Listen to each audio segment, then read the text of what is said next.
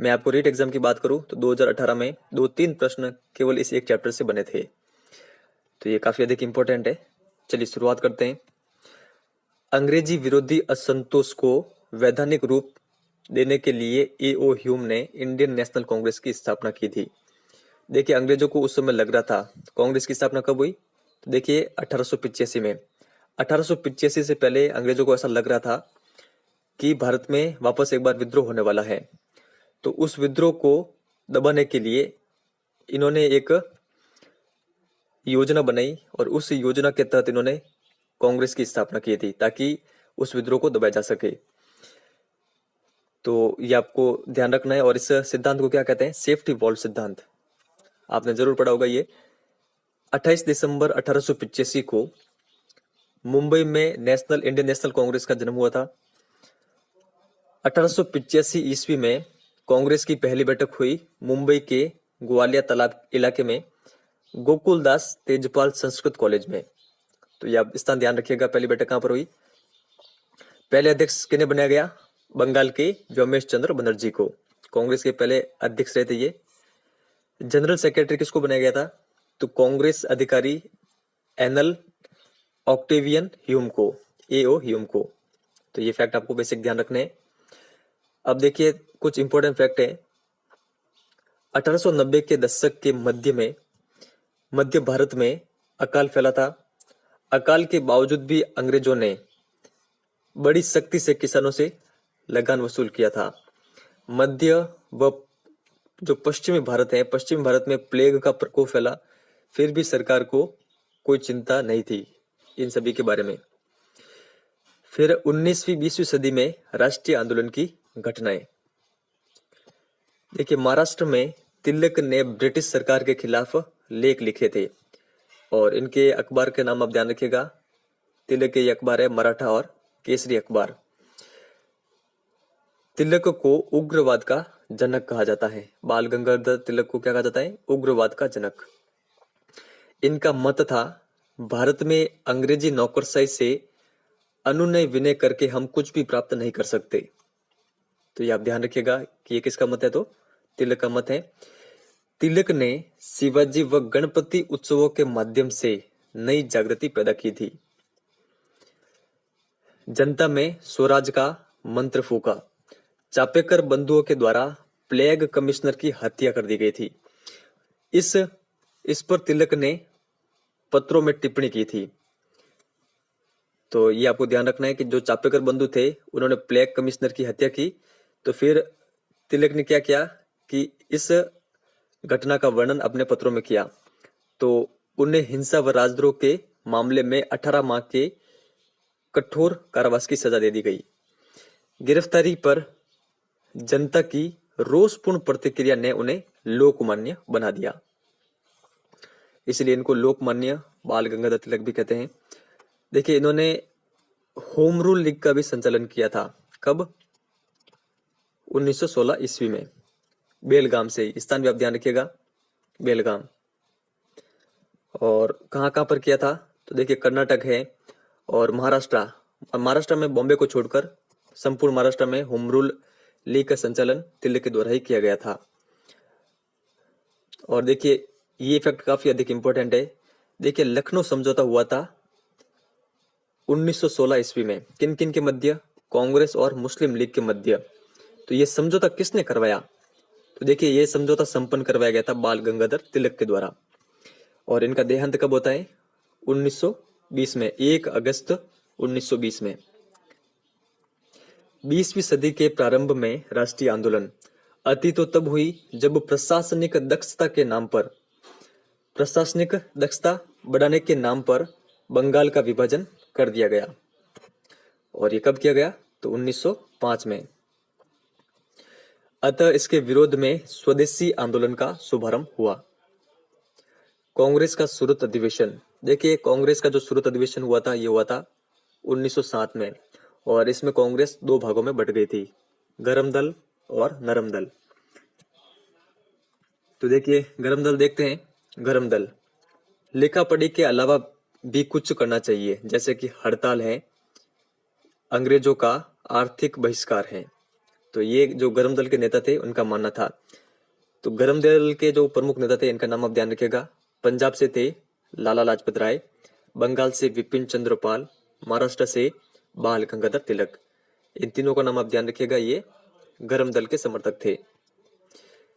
दिसंबर 1911 ईस्वी में दिल्ली में शाही दरबार का आयोजन करके बंगाल विभाजन निरस्त किया गया था। तो ये आपसे एग्जाम में आ सकता है क्वेश्चन की जो बंगाल विभाजन हुआ था 1905 में, वो बंगाल विभाजन कब निरस्त किया गया? तो देखिए उस समय दिसंबर 1911 में जॉर्ज पंचम भारत आए थे। तो बाद में भारत आने पर उन्होंने बंगाल विभाजन को निरस्त कर दिया था। राष्ट्रीय आंदोलन काफी अधिक इंपॉर्टेंट चैप्टर है, हर फैक्ट आपको याद होना चाहिए। यह देश की देखिए उस समय राजधानी को कोलकाता से हटाकर दिल्ली में लाने का फैसला लिया गया था दिसंबर 1911 में। अब आगे देखते हैं 1914 से 1947 तक यूरोप में फर्स्ट महायुद्ध कब शुरू हुआ? प्रथम विश्व युद्ध 1914 में। कब तक चला था? 1918 तक। 1919 में सरकार ने रॉलेक्ट एक्ट कानून पारित किया। सरकार का विरोध करने पर जेल भेज दिया जाता था। इस रॉलेक्ट एक्ट के तहत अमृतसर के जलियांवाला बाग में 13 अप्रैल 1919 ईस्वी को होने वाली इस सभा पर गोलियां बरसा दी गई। और ये किसके द्वारा बरसाई गई? तो जनरल डायर के द्वारा। तो ऐसा आदेश जनरल डायर के द्वारा दिया गया था। बाद में जनरल डायर को क्रांतिकारी उधम सिंह ने लंदन में जाकर मारा था। तो ये भी आपको ध्यान रखना है। बाद में उधम सिंह वहां पर पकड़े गए थे और इनको फांसी दे दी गई थी। तो ये सारे फैक्ट आपको ध्यान रखने हैं। जलियांवाला बाग हत्याकांड कब हुआ था? 13 अप्रैल 1919 को। आगे चलते हैं। गांधी जी ने असहयोग आंदोलन कब शुरू किया था? तो देखिए 1920 में। डेट भी आप ध्यान रखिएगा, 1 अगस्त 1920 से ये शुरू हुआ था असहयोग आंदोलन। फिर 1922 में गोरखपुर जिले के चोरी इलाके में पुलिस चौकी पर हमला बोल दिया गया था। तो फिर गांधी जी ने असहयोग आंदोलन को वापस ले लिया था। देखिए डेट आप ध्यान रखिएगा, 5 फरवरी 1922 को चोरी कांड हुआ था और 12 फरवरी को असहयोग आंदोलन वापस ले लिया गया था 1922 में। साइमन कमीशन 6 सदस्यों के साथ 3 फरवरी 1928 को मुंबई पहुंचा। तो ये आपको डेट ध्यान रखनी है। साइमन कमीशन कितने सदस्यों के साथ? 6 सदस्यों के साथ मुंबई कब पहुंचा? तो 3 फरवरी 1928 को। इसमें एक भी भारतीय नहीं था, अतः जनता में इसके विरुद्ध रोष था। जब लाहौर में विरोध का नेतृत्व लालाजी कर रहे थे तब वहां पर जो पुलिस अधिकारी थे सैंडर्स ने उन पर लाठियां बरसाई। सिर पर गंभीर चोटों से कुछ समय बाद उनकी मृत्यु हो गई। किनकी? लालाजी की। फिर भगत सिंह और उनके साथियों को यह बर्दाश्त नहीं हुआ। जो लालाजी को इस तरह पीट कर मारा गया, भगत सिंह और उनके जो साथी थे, सुखदेव हो और राजगुरु हैं, इन सभी को यह बर्दाश्त नहीं हुआ। इन्होंने सैंडर्स की हत्या कर दी। ठीक है, लाहौर में जाकर सैंडर्स की हत्या कर दी थी। बाद में इन्होंने केंद्रीय विधानसभा के अंदर एक बम विस्फोट किया था। तो बाद में फिर ये पकड़े गए थे और इनको फांसी दे दी गई थी। भगत सिंह को, सुखदेव को और राजगुरु को फांसी कब हुई? तो ये डेट आपको ध्यान रखनी है, 23 मार्च 1931 को। और देखिए कुछ समय पहले ही, यानी 1 महीने पहले, 27 फरवरी 1931 को चंद्रशेखर आजाद ने भी अंग्रेजों से लड़ते हुए ये शहीद हो गए थे। देखिए इनको फांसी नहीं हुई थी, ये आजाद पार्क में शायद पकड़े गए थे और वहां पर इन्होंने सेल्फ सुसाइड कर दिया था। तो ये डेट आपको ध्यान रखनी है। अब देखते हैं सविनय अवज्ञा आंदोलन कब शुरू हुआ? 1930 में। नमक बनाने के लिए लोग गुजरात से दांडी स्थान पर पहुंचे। पुलिसों ने लोगों पर लाठियों से वार किया, परंतु लोगों ने वापस वार नहीं किया। तो ये आप ध्यान रखिएगा, सविनय अवज्ञा आंदोलन। और इसको अन्य किस नाम से जानते हैं? दांडी मार्च। तो ये आप ध्यान रखिएगा, काफी अधिक इंपॉर्टेंट है। दांडी मार्च। क्या आप कमेंट सेक्शन में लिख के बता सकते हैं कि दांडी मार्च कब शुरू हुआ था और कब समाप्त हुआ था? भारत छोड़ो आंदोलन, अगस्त क्रांति, इसको अगस्त क्रांति भी कहते हैं भारत छोड़ो आंदोलन को। और कब शुरू हुआ? तो अगस्त 1942 में। देखो देखो एक व्यक्ति था हेमू कलानी, जिनका जन्म हुआ था 23 मार्च 1923 को। सिख के जो सिख प्रांत था, सिख प्रांत के सक्खर में इनका जन्म हुआ था।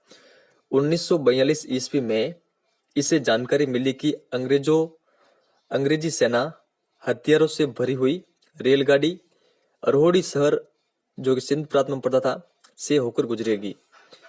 किसको पता चला? हेमू कलानी को। तो वहां पर इसने पटरी को तोड़ने की कोशिश की, लेकिन वहां पर वो पकड़ा गया था, हेमू कलानी। फिर 21 जनवरी 1943 को सक्खर में हेमू कलानी को फांसी दे दी गई थी। तो इनके संबंध में आपको ये डेटें ध्यान रखनी है सारी। जन्म वाली डेट आप ध्यान न रखो तो भी चलेगा, लेकिन 1942 में ये घटना आपको ध्यान रखनी है। किनके संबंध में? पटरी को तोड़ने से संबंधित हेमू कलानी के बारे में। और इनको फांसी कब दी गई ये भी डेट आपको ध्यान रखनी है। तो ये कब दी गई? 21 जनवरी 1943 को। और इनसे पूछा गया था जब इनको फांसी दी गई अंतिम इच्छा, तो इन्होंने कहा कि मैं वापस भारतवर्ष में पुनः जन्म लेना चाहता हूं। अब देखिए वीडी सावरकर, लास्ट बार रीट एग्जाम में यहाँ से क्वेश्चन बना था वीडी सावरकर से संबंधित। महाराष्ट्र के नासिक जिले के भगूर गांव में 28 मई 1883 को जन्म हुआ था इनका। इनके पिता का नाम है दामोदर पंत सावरकर और माता का नाम था राधाबाई। मैट्रिक की पढ़ाई के लिए विनायक पुणे गए थे। तो ये आप ध्यान रखिएगा, फैक्ट है, काफी अधिक इंपॉर्टेंट ये फैक्ट है। मैट्रिक की पढ़ाई के लिए कहां पर गए थे? पुणे गए थे। और तिलक के संपर्क में वहां पर भी आए थे, पुणे में। कानून की पढ़ाई के लिए विनायक कहां पर गए थे? बंबई।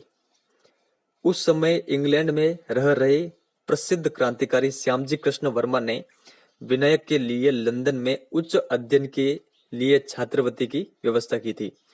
तो देखिए ये क्वेश्चन पूछा गया था रीट एग्जाम 2018 में। तो ये क्वेश्चन डायरेक्टली यहां से बना था उस समय। और सेम लैंग्वेज थी उसकी, कि जो वीडी सावरकर थे, वीडी सावरकर को लंदन में अध्ययन करने के लिए छात्रवृत्ति की व्यवस्था किसके द्वारा की गई? तो किसके द्वारा की गई? श्यामजी कृष्ण वर्मा के द्वारा। तो फिर बाद में व्यवस्था करने के बाद में सावरकर लंदन गए। लंदन में विनायक ने श्यामजी कृष्ण वर्मा के इंडिया हाउस को अपनी गतिविधियों का केंद्र बनाया था। सावरकर की पुस्तक का नाम आप ध्यान रखिएगा, 1857 का स्वातंत्र्य समर। क्रांतिकारी गतिविधियों के कारण ब्रिटिश जेल में रखने के बाद मारिया नामक, ये आप ध्यान रखिएगा, जलियान का नाम है मारिया नामक जलियान से इनको बंबई भेज दिया गया। तो जब देखिए वो इंग्लैंड से रवाना हुए, तो थोड़े रास्ते में विनायक जहाज से कूद गए थे।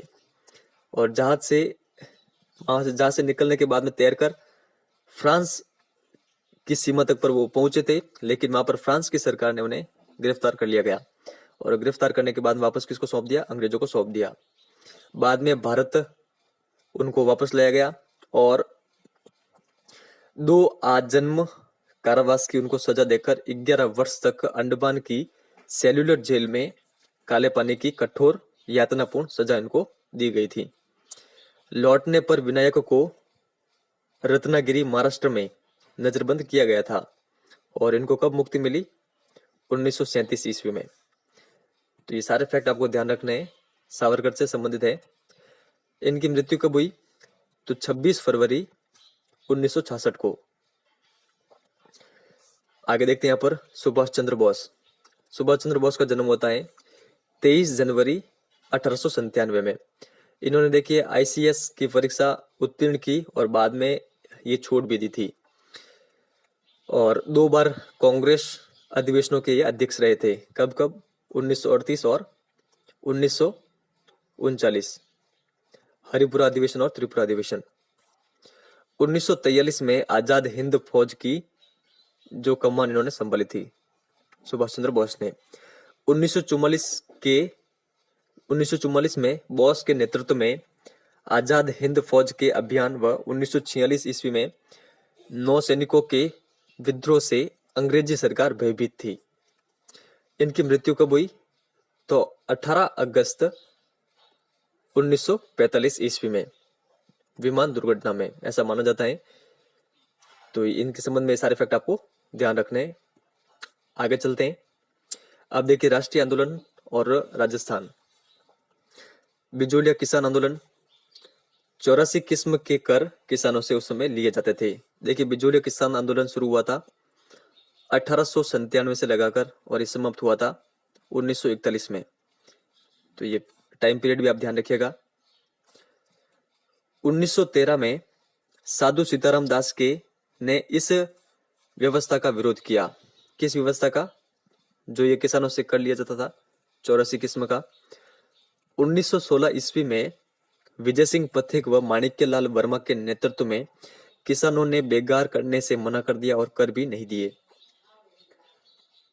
1942 ईस्वी में भारत छोड़ो आंदोलन शुरू हुआ तो प्रजामंडल ने मांग रखी कि रियासतें भी अंग्रेजों से नाता तोड़े। और ये फैक्ट आपको ध्यान रखना है कि प्रतापगढ़ में अमृतलाल के नेतृत्व में हरिजन सेवा समिति का गठन किया गया था। अब आगे चलते हैं। राजस्थान के क्रांतिकारी नेता। क्रांतिकारी नेता काफी अधिक इंपॉर्टेंट है। आरएस एग्जाम में हर बार क्रांतिकारी से संबंधित एक दो क्वेश्चन आते हैं और रीट एग्जाम में भी लास्ट बार केसी सिंह बारट से संबंधित एक क्वेश्चन पूछा गया था। अर्जुन लाल सेठी, इनका जन्म कब हुआ था? इनका जन्म हुआ था 1880 में जयपुर में। और देखिए इन्होंने इलाहाबाद विश्वविद्यालय से बीए उत्तीर्ण किया था। जब इन्हें जयपुर के पीएम का पद प्रस्तावित किया तो इन्होंने कहा था कि श्रीमान अर्जुन लाल नौकरी करेगा तो अंग्रेजों को कौन निकालेगा। और इनका नाम आता है किन किन हत्याकांड और षड्यंत्र में? तो निमाज हत्याकांड और दिल्ली षड्यंत्र में। और बाद में इनको फिर गिरफ्तार करके कहां पर भेज दिया गया था? वेल्लूर जेल। कहां पर पड़ती है? कर्नाटक में। 1920 में रिहा होने पर कांग्रेस में शामिल हो गए और जीवन यापन इन्होंने कहां पर किया था? अर्जुन लाल सेठी ने अजमेर की एक दरगाह में मुसलमान बच्चों को अरबी फारसी पढ़ाते थे। इनकी मृत्यु कब हुई? तो 22 सितंबर 1941 को। तो ये बेसिक फैक्ट है। अगर एग्जाम में क्वेश्चन बनेंगे तो यहीं से बनेंगे। और ये आपको जरूर ध्यान रखना है। इनको कौन सी जेल भेजा गया था? तो वेल्लूर जेल में।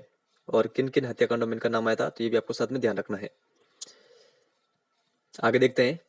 गोपाल सिंह खरवा। अजमेर मेरवाड़ा में खरवा ठिकाने के राव गोपाल सिंह राजस्थान के क्रांतिकारी थे। आर्य समाज से प्रभावित थे। प्रथम विश्व युद्ध के दौरान रास बिहारी बोस व सचिंद्र नाथ सन्याल ने उत्तरी भाग में सशस्त्र क्रांति की एक योजना तैयार की। खरवा इससे जुड़े हुए थे।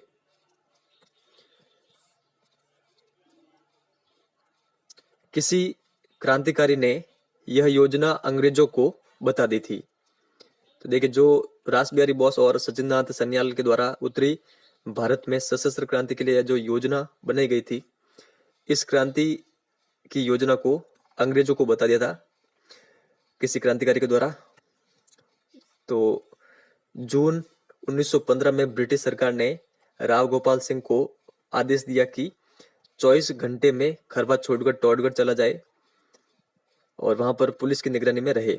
फिर वो जब टॉडगढ़ चले गए तो टॉडगढ़ चले जाने के बाद में 10 जुलाई 1915 को टॉडगढ़ से वो भाग गए थे। और कहां पर चले गए थे? सलेमाबाद। और सलेमाबाद में वो पकड़े गए थे वापस। और देखिए सलेमाबाद में किसकी पीठ है? निम्बार्क संप्रदाय की पीठ है, प्रसिद्ध पीठ। तो ये आप ध्यान रखिएगा। और पकड़े जाने के बाद फिर इनको तिहाड़ जेल भेज दिया गया था, दिल्ली की तिहाड़ जेल में, गोपाल सिंह खरवा को। और वहां से कब रिहा हुए? फिर 1920 में। और फिर रचनात्मक कार्यों में संलग्न हो गए थे। 1956 में इनकी मृत्यु हो जाती है, मार्च 1956 में। देखिए काफी अधिक इंपॉर्टेंट केसी सिंह बारट। लास्ट बार 2018 में भी यहाँ से क्वेश्चन बना था। इनका जन्म कब हुआ? 1872 में शाहपुरा भीलवाड़ा के समीप देवपुरा में। बाद में वे उदयपुर के महाराणा के पास चले गए थे। 1903 ईस्वी में होने वाले दिल्ली दरबार में मेवाड़ के महाराणा फतेह सिंह के सम्मिलित होने के समाचार मिले तो क्रांतिकारियों को महाराणा का यह कदम अनुचित लगा। महाराणा जब दिल्ली दरबार में जाने लगे तब केस सिंह बारट ने 13 शॉट लेके, जिनको चेतावनी राज चुंगटिया कहते हैं, तो ये चेतावनी के चुंगटी भेजे गए थे किनके पास? फतेह सिंह के पास। लास्ट बार ये क्वेश्चन पूछा गया था कि चेतावनी राज चुंगटिया किसके द्वारा लिखे गए? तो केस सिंह बारट के द्वारा। महाराणा दरबार में शामिल नहीं हुए। प्यारेलाल साधु हत्याकांड में केस सिंह बारट का नाम आता है, जिसके कारण इनको हजारीबाग सेंट्रल जेल में भेज दिया जाता है और 20 वर्ष की इनको सजा मिलती है। 1920 में इनको रिहा कर दिया जाता है। केस सिंह का जो शेष जीवन है वो कहां पर बीता? तो कोटा में बीता और इनका निधन हुआ था 1941 में। तो ये सारे फैक्ट आपको ध्यान रखिएगा। देखिए, इनको 20 साल की सजा जरूर हुई थी, लेकिन समय से पहले इनको छोड़ दिया गया था। प्रताप सिंह बारट, जन्म कब हुआ इनका? 24 मई 1893 ईस्वी में। कहां पर? तो उदयपुर में। और इनके पिता कौन है प्रताप सिंह बारट के? केस सिंह बारट। केस सिंह ने प्रताप को अर्जुनलाल सेठी के वर्धमान स्कूल में पढ़ने भेजा था। तो ये भी आपको ध्यान रखना है। वर्धमान स्कूल की स्थापना किसके द्वारा की गई? किसकी है? तो अर्जुनलाल सेठी की। देखिए, हैदराबाद सिंध से बीकानेर लौटते समय जोधपुर के पास आसानाडा स्टेशन पर मास्टर ने, जो स्टेशन मास्टर था, इसने धोखा देकर इनको पकड़वा दिया था। तो ये काफी अधिक इंपॉर्टेंट फैक्ट है, ये आपको ध्यान रखना है। और फिर इनको कहां पर रखा गया? बरेली जेल में। बरेली जेल में फिर चार्ल्स क्लीवलैंड ने प्रताप पर रास बिहारी बोस व अन्य क्रांतिकारियों की जानकारी के लिए दबाव डालना शुरू किया था। क्लीवलैंड ने कहा था कि तुम्हारी माँ तुम्हारे बिना दुखी है, वह आंसू बहाती रहती है। तब प्रताप ने क्या कहा? तुम कहते हो कि मेरी माँ मेरे लिए रात दिन रोती है और बहुत दुखी है, किंतु मैं अन्य सैकड़ों माताओं को रोने का कारण नहीं बन सकता। तो इनकी मृत्यु कैसे होती है? तो देखिए, इनकी मृत्यु बरेली जेल में ही होती है। घोर यातना इनको दी गई, अतः 27 मई 1918 को इनका देहांत हो गया था जेल में। तो ये सारे फैक्ट आप ध्यान रखिएगा, काफी अधिक इंपॉर्टेंट है। और लास्ट हमारा टॉपिक है जोरावर सिंह बारट। केस सिंह के ये भाई थे। 1912 ईस्वी में दिल्ली में वायसराय होर्डिंग्स के जुलूस पर वायसराय पर बम फेंका था। तो वायसराय तो बच गए, किंतु महावत मारा गया था। ये वहां से भूमिगत हो गए। बाद में मालवा व बागड़ क्षेत्र में साधु वेश में अमरदास वैरागी के रूप में इन्होंने अपना जीवन व्यतीत किया था। आरा मर्डर केस में भी इनका मुकदमा या फिर इनका वारंट जारी हुआ था इनके खिलाफ। और देखिए, ये काफी अधिक इंपॉर्टेंट फैक्ट है कि ऐसे कौन से क्रांतिकारी हैं जो अंग्रेजों के द्वारा कभी भी नहीं पकड़े गए या फिर नहीं पकड़ पाए अंग्रेज इनको। तो फ्रेंड्स, ये था हमारा वीडियो। सारे फैक्ट मैंने आपके सामने रखे हैं और जितने भी फैक्ट रखे हैं वो आपके जुबान पर होने चाहिए। अगर आपसे कोई भी पूछ ले कि आप केसी सिंह बारट के संबंध में 5 या 10 पंक्तियां बोल के बताए, 10 पंक्तियां बोल के बताए, तो जितने भी फैक्ट बताए वो आपको याद होने चाहिए। जब आपको याद होंगे तब आपका एग्जाम में कोई भी क्वेश्चन गलत नहीं हो सकता। अगर आपने नहीं लिखे हैं नोट्स तो लिख सकते हैं, ये आपके एग्जाम्स के लिए काफी अधिक इंपॉर्टेंट है। इस वीडियो में इतना ही है। धन्यवाद।